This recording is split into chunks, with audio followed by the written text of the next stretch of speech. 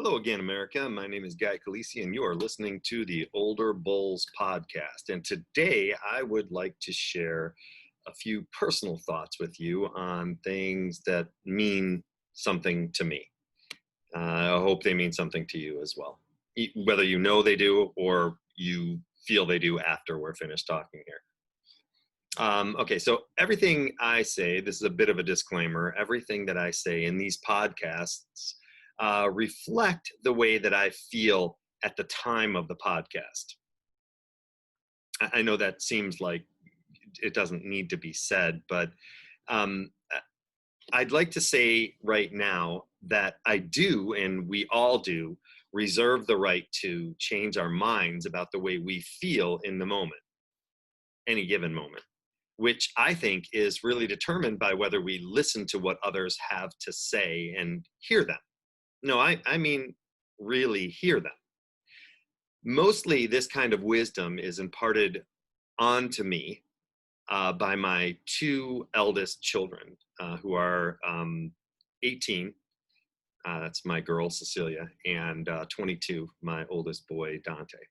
We have the most intense dinner conversations that can get really heated, but not in a way that we all walk away angry. Rather, it's that we are presenting two opposite sides of the same coin, and we're usually we're trying to do is get the other to understand what we believe to be the truth. I'm doing that and they're doing that. We all feel strongly about what we believe, and I think that's a given. We usually are all a little better off when we're finished sharing at the end of dinner. This happens at least once a week in our house. And if you walked in off the street in the middle of one of these conversations, you would think that we were going to rip each other's heads off. I know my wife feels that way, and that's why she leaves the dinner table before dinner. But in our inner circle of friends and family, we're known affectionately as the loud house because we are very loud. We're all Italian. I don't know if that has anything to do with that. I'm not really sure if that's a politically correct thing to say. Um, but that's the way we are. And we're passionate about what we're talking about. But the reason I'm saying this is because it has something to do with where I'm going. Back to what I was saying, though, whether or not what they are saying, my children or anybody I'm listening to, jives with who I want to be or where I am at the particular moment in my development as a person, as a human being, will determine whether whatever they're saying is something that I will put into my repertoire of ideas. I have this closet analogy that I use with my adolescents in 7th and 8th grade, and it goes like this. Everybody's got a closet full of clothes. The older you get, the more you have collected things over the years, and you generally keep them in your closet unless you're one of those really efficient people who purges on a regular basis to get rid of the excess. I'm not one of those people. So in this closet, we have clothes that are us, just totally us. They just feel right. We think they look good on us, regardless of what our wives say. We like the way they feel. We like the way we feel in them. They represent our style, simply said.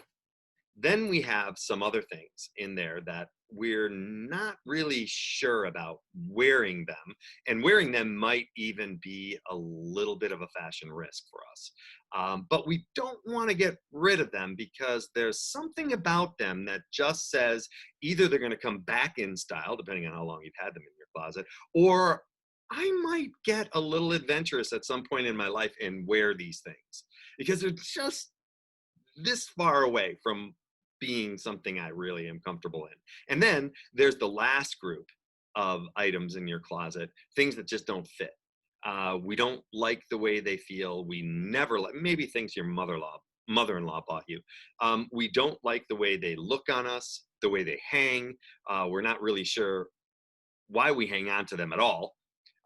So those things you need to get out of your closet right now.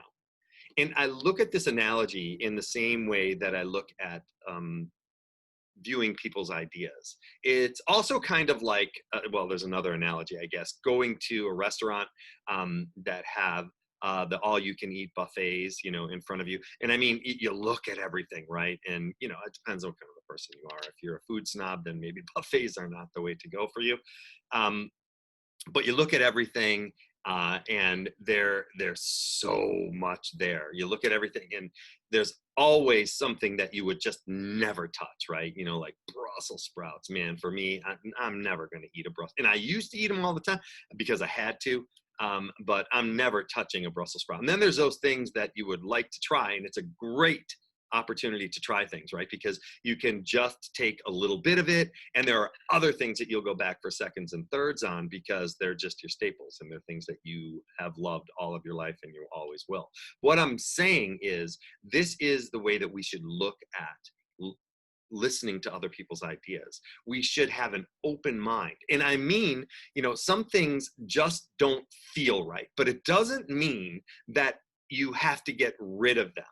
Just think about it, roll it around in your mind, wear it for a little while to see if it starts to feel a little more like you feel a little more comfortable with it. If it doesn't, then get rid of it. But don't just disregard it without giving it some thought. That's just ignorant. And then there's those ideas that are like preaching to the choir, right? I mean, it's already the way you feel. Nothing new. They validate how you feel and what you think. And I hope we all allow ourselves to have those times when you're really listening to somebody and you have an epiphany and you say, oh my goodness, I've never really thought of it that way. I get it. I do. And it changes the way you look at things from that day on. I've got to be honest with you. I have Socratic seminars in my middle school, and we started these 8 years ago. And it's a game changer for any of you who are teachers or, you have any input into education. But if you're in a humanities class, it doesn't matter what class you can have Socratic seminars in any subject. But there was a girl and a boy, and the boy was a typical 7th, 8th grade boy, didn't really ever express himself. And the girl was, kind of boyish in that way. She didn't either. But we were talking, I think the book was Johnny Tremaine.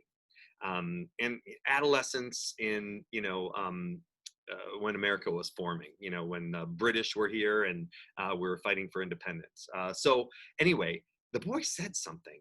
And he just went on. And I was watching the girl's face because that's my job. I'm just supposed to be sitting back and looking and helping them to develop the conversation. And she just was so taken by what this boy was saying. And then at the end, she actually pulled him aside and said, I had no idea that you felt that way about that. And that's what I'm saying. I mean, those moments are truly great moments when you have those epiphanies. So in my opinion, I feel that the modern PC culture is trying to stomp out our right to discuss issues that are possibly difficult or even contentious, to talk about, which to me is exactly the opposite of what we should be doing. Political correctness, I feel, is America's newest form of intolerance. And it's especially harmful, but in a deceivingly subtle way, because it comes disguised actually as tolerance. But when I am speaking to somebody who has a PC view on something, they don't want to hear what I have to say. In my experience, that's what I found. They're just interested in telling me what's right, their version of the truth. I have a hard time with that. There is nothing that says we do not have the right to offend each other. And the truth is, the bigger the group that you talk to, so those of you who speak to people, I speak to teachers, the more likely it is that you are going to say something to someone in the audience that offends them on an emotional level. So are we saying, America, that if we have issues which speak to ideas or beliefs that evoke emotional response, that we're not supposed to discuss these things for fear that somebody might get their feelings hurt?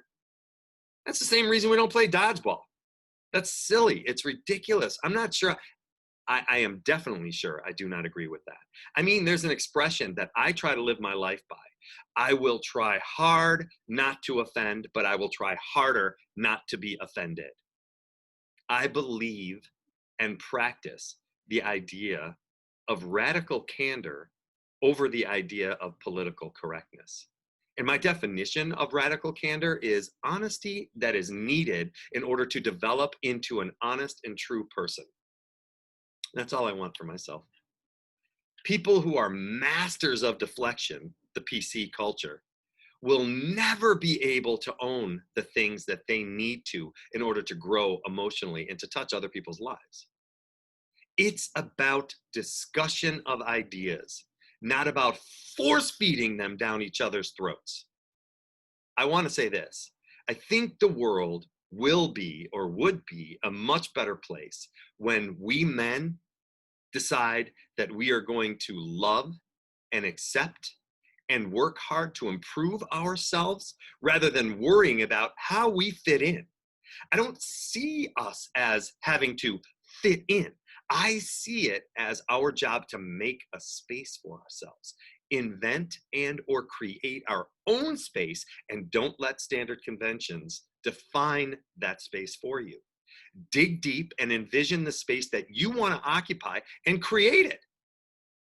We need more men brave enough to do this. One of the reasons I wanted to get Older Bulls off the ground. Hey, and especially you younger bulls out there, you have it rough because of social media and the whole like and followers culture that you've grown up with. That's made you feel that you have to look outside yourself for approval. Well, you're being judged and told who you're supposed to be all of the time. So that makes it harder to carve out your own personal space. Harder, but not impossible. You can choose to hide in the shadows and pretend to be someone you aren't, or you can choose to expose your whole self to the light and let the real you be seen for what you truly are. The second choice takes courage and a whole lot of it. So I say we need to reboot, reprogram, and find the strength we need to keep ourselves in the good place that we deserve to be as men. This all takes work, and the hard work doesn't start until that first bead of sweat rolls down the side of your face. And no matter how you guys feel about superheroes, whether it's Marvel or DC, I have this to say to you. I do believe that all of us have a little of this guy in us. And I think it's not our job. I think it's actually our responsibility to find out how to bring it out and use it to make our world a better place. And that's where I'm going to leave it this time, America. Once again, thank you for joining me. That's the way I see it. I'm sticking to it. See you next time.